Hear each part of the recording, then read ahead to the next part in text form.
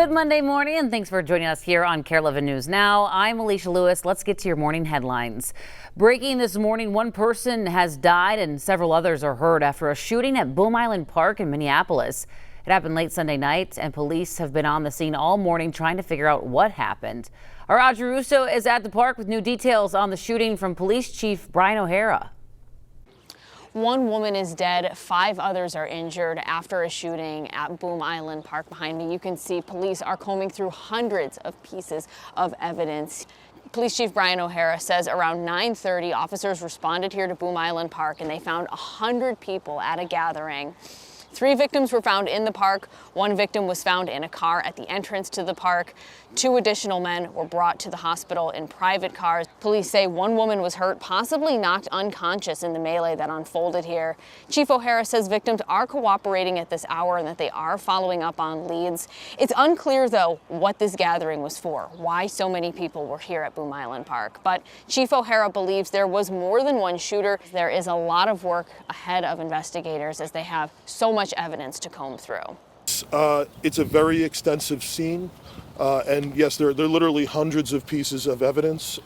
It's obvious that a whole lot of rounds were fired here. I don't know what can motivate people to come armed to a gathering like this in the way that they did. Again, officers are following up on leads, trying to put a little bit of context to all of these pieces of evidence that they're combing through. If you have any information, you are asked to reach out to Minneapolis Police directly. Back to you. Audrey, thank you. Now, the crowd from Boom Island Park made their way to HCMC just about 3 miles south as the victims arrived there, creating a large police response there as well. Our Michelle Beck has been at the hospital all morning and she has the details. We just got additional details from the Minneapolis police chief. He says HCMC, this hospital right here, is where one woman was brought after she was shot. This is where she died. We know 5 other shooting victims were either brought here or to North Memorial. And you might be able to tell this is a really quiet scene outside the hospital right now, very different from the scene just a few hours ago. A huge crowd, all eyes on the hospital entrance. Emotions were high. In this video, I could hear someone shouting his loved one was shot. It was tense out here too, as sheriff's deputies and state troopers seemed like they were trying to control the scene. At one point, they came out of the hospital and had to push the crowd back. And so State Patrol this morning, they tell me that it was actually Hennepin County Sheriff's Office who was leading this scene here, and State Patrol was actually the ones assisting them. So far, I haven't heard from the Sheriff's Office about their response here, what exactly led to this and what exactly they had to do. Still as well, no word from folks here at the hospital about their response to all this as well. Back to you. Michelle, thank you. We do have an update this morning on the shooting outside of Mariucci Arena Friday night after Wayzata High School's graduation ceremony there. A U of M spokesperson tells us the 2 people shot are now out of the hospital. They said they plan to share more on the investigation this week. Officers arrested 1 person. Well, hey, keep your eyes on the skies later today. A big system is moving into Minnesota later and some severe weather could hit the metro. Our KARE 11 weather team is issuing a weather impact alert day for latest this evening into tomorrow morning rather, because of that severe weather chance. We're going to be checking in with meteorologist Ren Claire in just a little bit. She'll have your full forecast. Well, happening right now, we are under a statewide air quality alert because of wildfire smoke coming from Canada. Just take a look at the air quality map right now. You can see most of the state is in the yellow, moderate stage, but in the last few hours, the orange and red unhealthy levels are covering more of western Minnesota. Anyone, regardless of if they have underlying health conditions, can be impacted. And that is true for people who are exposed to the outdoors. You know, you're huffing and puffing. That puts you into one of those sensitive groups where you can be impacted even at a lower level than red. Take it easier today. The Minnesota Pollution Control Agency suggests reducing the intensity of your outdoor physical activities and taking more breaks if you're going to be spending any time outside. Well, today marks 2 weeks since the legislative session came to an end. And right now, Minnesota lawmakers are still trying to tie up loose ends on the state's budget. And as that process is dragging on, layoff notices have started going out to Minnesota nurses. And in the last 24 hours, more state employees. However, legislative leaders say there's no immediate threat of a government shutdown on July 1st. We are very confident that there will be a budget in place very soon. We are working to make sure that as they are receiving those notices, that they can point to a date on the calendar when the special session will happen. Governor Walz is hoping to call the legislature back this week to officially pass all of the budget bills in a special session. Happening today, state employees will start heading back to the office. The new mandate requiring them to work in person at least half of the time goes into effect today.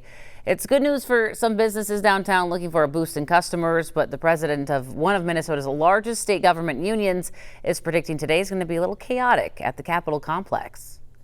There is not enough parking, and we know that there's some agencies that don't even have enough chairs for people to sit in on Monday. According to Governor Walz, about 60% of state employees are already working in person. Right now, Golden Valley's police chief is on paid administrative leave while the city is reviewing a complaint. The city sent us a statement saying that they couldn't tell us the nature of the complaint against Chief Virgil Green because of state law. Green became chief in Golden Valley just under 3 years ago. The city says Assistant Chiefs Alice White and Rudy Perez will co-lead the department in the meantime. Developing this morning, several people are hurt after what the FBI are calling a targeted terror attack in Boulder, Colorado. It happened during a peaceful march trying to bring awareness to Israeli hostages held in Gaza. NBC's Alice Barr has the latest from Washington. Hi there. Authorities say the marchers that appear to have been targeted gather weekly to raise awareness about the Israeli hostages still being held in Gaza, part of a growing list of troubling attacks tied to that deadly conflict. This morning, a painful recovery for 8 victims and an entire community after investigators say a man used a makeshift flamethrower and shouted "Free Palestine" during an attack in Boulder, Colorado on a march calling for the return of Israeli hostages still held in Gaza. It is clear that this is a targeted act of violence, and the FBI is investigating this as an act of terrorism. Videos from the scene show a man shouting and waving bottles filled with some kind of liquid. Authorities now identifying the suspect as 45-year-old Mohammed Sabri Solomon. 2 senior law enforcement officials say he's an Egyptian national and that while the investigation is in the early stages, he appears to have acted alone. Police arrested him at the scene. And they immediately ran into a chaotic situation where a man was throwing Molotov cocktails and using other devices to hurt people. Witnesses joined in, rushing to help the victims between the ages of 52 to 88, some with very serious burns. I was just like, how can I help? And they had like really bad burns all up on their legs. And then I went over to this other grass area that was like right by the front entrance. And there were some people, there was another lady on the ground with really bad burns on her legs, just like screaming. The attack follows the deadly shooting less than 2 weeks ago of 2 Israeli embassy staff members in Washington, D.C., after which investigators say the suspect shouted that he did it for Gaza. And as the war there between Israel and Hamas drags on, both anti-Semitic and anti-Muslim hate crimes are on the rise. Senior White House officials say President Trump has been briefed on the attack as Colorado officials, including the governor, condemned the violence, saying the suspect should be prosecuted to the fullest extent of the law. In Washington, I'm Alice Barr. Back to you. Happening right now, another round of peace talks between Ukraine and Russia. Leaders from both countries are in Turkey after a violent weekend in the war. New video shows the aftermath of a Ukrainian drone strike against an airbase deep inside of Russia. According to Ukrainian officials, this is the outcome of a large-scale secret mission that's been in the works for 18 months. And Russia not holding back, unleashing their own drone strikes over the weekend in the Sumy region. Ukrainian officials say at least 9 people died in these attacks. A new travel warning right now from the CDC as measles cases are surging. The agency says if you're traveling abroad, make sure you're vaccinated or consider postponing your trip. This comes after several cases were reported on airplanes and at airports like Newark, Chicago, and Seattle. So far, there are over 1,100 cases in just the U.S. this year, and that's the largest outbreak we've seen since 2019. Well, be sure to stick with us. More news and weather is coming up after the short break.